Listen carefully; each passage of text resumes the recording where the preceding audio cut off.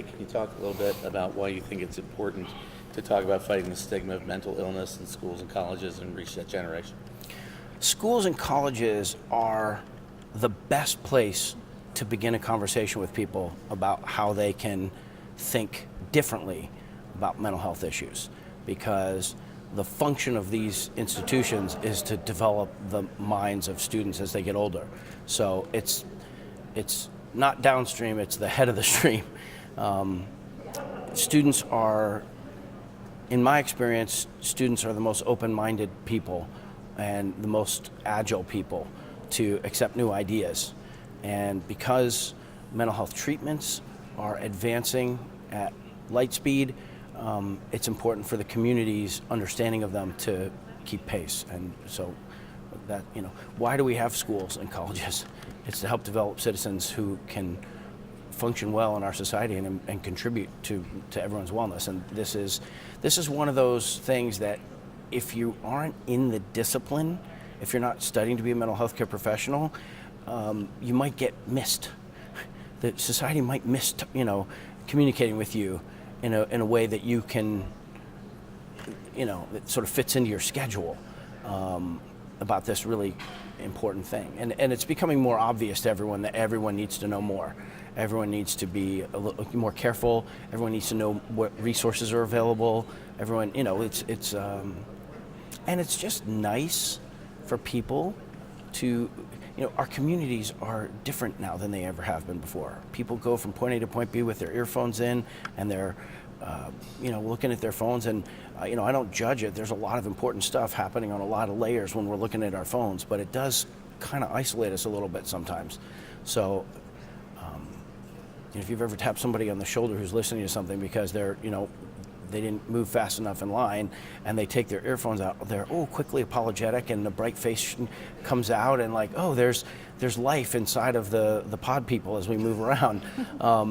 And in a college setting, when you sit down, taking out your ear pod is the thing to do. And so now everyone's agreeing this is a time to focus on that, and that's just intrinsically, obviously, the right kind of thing to have happen. Yeah. I want to introduce myself. I'm Greta Cross. I'm from the Standard, the student newspaper here. Okay, yeah. Cool. So I was at the student panel that just happened. Yeah. And like the little conflict that kind of happened there. Yeah. Like, do you think like our generation's like increase in sensitivity has impacted like our mental health? And like, why do you think there has been an increase in like that sensitivity? That increase in sensitivity is progress. It's progress writ large. And it was funny that in that moment, the very point I was making was about sensitivity. But the way I made the point was, she identified as, she wasn't even that upset by it. She just said she wanted me to be sensitive to it. And it's a conversation I've had with my wife 1,000 times, with my gay brother-in-law, and we were like, okay, but that's the point so you just have to, there's no bad time to be asked to think about other people. So what she said was spot on, and I was grateful for it. But there's pushback because it's hard to think about, and people want to be right more than they want to really understand a lot of times. And so when someone is forced to look at a safe space on a college, and they think, oh well, in my day we didn't have to have safe spaces. That's ridiculous. It's like, okay, well they're not existing in this space of time. So it's time to be compassionate of that person and their inability to hear what the community is saying it wants and needs, and it's a process. So, and I think it's good. It's uncomfortable. Discomfort is not fun, but it's also not necessarily bad. Yeah. For sure. Do you feel that with that exchange? I mean. Yeah. It was uncomfortable. Yeah, but I also saw where you were coming from too. Yeah. So. Can't really grow without discomfort. Yeah. I think so. Birth pains, but it was almost like. Yeah, no, it was really good. It was really good. She was good. I enjoyed talking to her. Awesome. And then I just have one more. So as someone who grew up around like a mentally ill parent, like what would you say to children or other young adults who are kind of going through the same thing? Well, you're not alone. That's probably the first most important thing to say. You have to be careful how you tell a child to ask for help, because it can make things worse in the short term. So listening is good to that person, and thoughtful help takes thought. Thoughtful help is not easy. It takes time. That's what I'm trying to say. It takes time to develop a thoughtful intervention strategy. But if you're invested, a lot of time with the person who is, what do I say directly to those people? Oh my gosh. Depends on how old. Depends on the circumstance. There's no one uniform way, unfortunately. But I think part of what's happening here in this project and the JED project and projects that are happening all over the country is to increase general awareness of the kinds of ways you can interact. That girl, what she told me afterwards was that she's part of this project that goes and dramatizes scenarios for people who get triggered by words like that. And what a great thing to do. So as it gets a little bit better, meaning as more people are given the opportunity to hear about that stuff in ways that they can receive. You talk about safe spaces to a trucker. I don't know, it depends on truckers. You can't generalize about truckers, but I'm trying to pick to certain kinds of people. They don't want it, they don't like it, they don't appreciate it, they don't want to hear about it. But they're aware of it now, and tomorrow it's a slightly different conversation. They're a little bit more prepped for the conversation with their granddaughter when that conversation happens. So it takes time and it's a process. There are, what would I say to them? I'm so hesitant to make a generalization about what you might say to a kid, because what I would say is to the kids themselves. Depending on who's in their environment, there are resources available there somewhere, and advantaging yourself by talking with someone. Maybe you don't understand everything you need to understand about it. Obviously, if there's abuse, you report it instantly. Yeah. If there's someone physically in danger, then they have to take aggressive action immediately, but to protect someone. But a lot of times abuse doesn't look like that. You can expose kids to certain things, you can watch a movie with them or a TV show that kind of speaks into the issue. You can, depending on, I'm envisioning everything I'm trying to think to say. I can picture the 500 reasons why that's a bad idea. It might work perfectly for one person, but there's Would you say that in discussing the overall issue, the important thing to remember is that it comes down to an individual and being sensitive to the individual needs? Is half of it, and the other half is that our community needs to rise up around the individuals to provide a sense of inclusion, or a sense of safety, that this issue isn't the first time. They're not the first people to experience this. The first thing is you're not alone. But yeah, it comes down to each case has sensitivities that have to be accounted for and allotted for, so that any help you might offer someone, you don't make things worse. But taking no action isn't right either. It's a hard call. What they can know is, see, there's no fast, easy answer. It depends on how old do you want to talk about, Understand, learn, if the person's, if a scenario is that a kid comes to you and says, I'm experiencing this trouble, I would look for things in the kid's environment that might be able to help, for people that interact with the kids that might be able to help. Take them seriously is what you think. Yeah, definitely listen, hear them, of course. That's yes, very important. Hear the kid. And let them know that you're listening. When I say listen, there's a lot of different value. It's not just that you're gaining data, that can be actionable in your desire to help someone. Listening is an act of compassion, just the hearing of it. I'm going to tell, I think if I remember to, I'll tell a story about the airport the other day when this lady at the ticket counter asked what I was doing, and I told her what I was coming here to do, and she was stunned, and then felt the need to share this whole story about herself and her family and her relationship. She couldn't stop herself. And so I just sat there and listened, and felt it through, and by the end of the conversation, she had sort of completed the cycle of self-expression, and she felt better. And so my big thing that I did was listen, active listening and compassionate listening. So, Thank you. yeah. My Hi. name is Sarah Hi, Carnes. Sarah. I'm with the Springfield Newsleader. Hi. Thanks so much for coming. Yeah. All right, Sophia, I'll ask a question. Oh my, first and last. All right, I just wanted to ask you, when was the first time that you made the decision, I'm going to speak about mental illness and what it was like?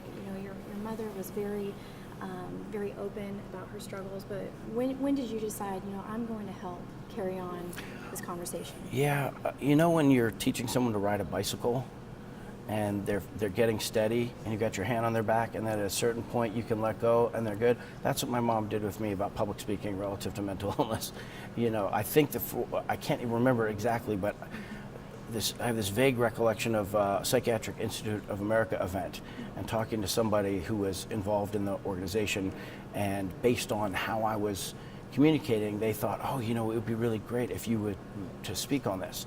And it wasn't long after that I found myself in front of an audience sharing my story and my observations, and yeah, so and it felt natural, and it felt like I'd been doing it forever. It's weird. Good. Thank you so much. Yeah, thank you. Thank you. Well, this young lady didn't get to ask you. Go ahead and ask your That's question. all right. I don't want to keep you. Okay. here.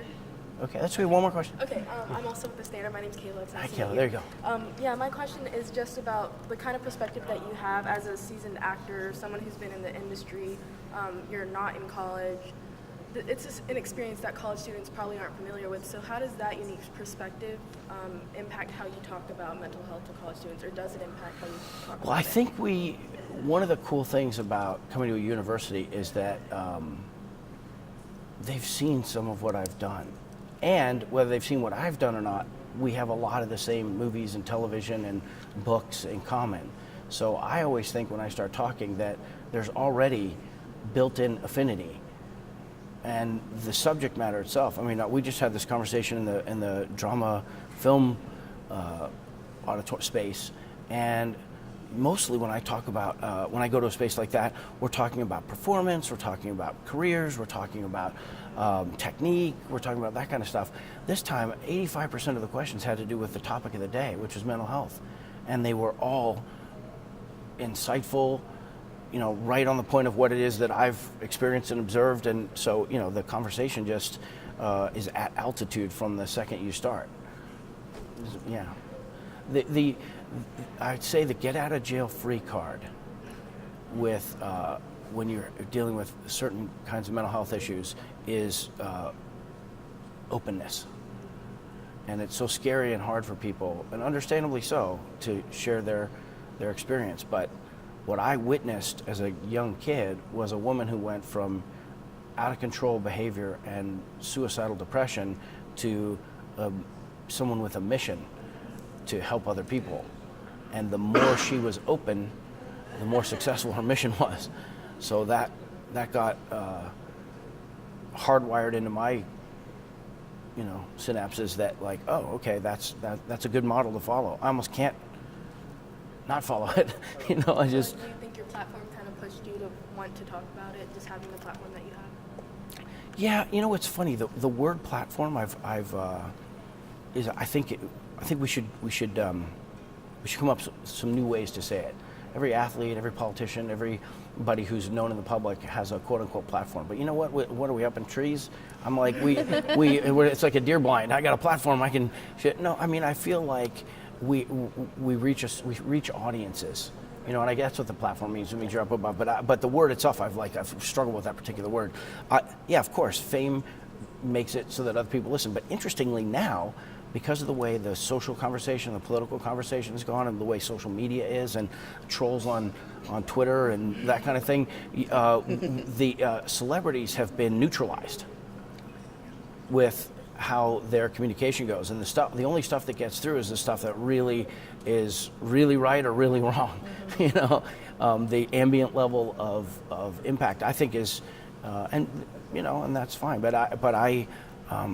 When I was 12 years old, we did the Goonies, and we went to, it came time to promote the movie, and we went to this hotel, the Westwood Marquis Hotel, which was right around the corner from where my grandma was in the retirement home, and there were microphones set up and placards with our names on it. And we showed up, and they said, okay, we're going to go talk now. And I got that terrified public speaking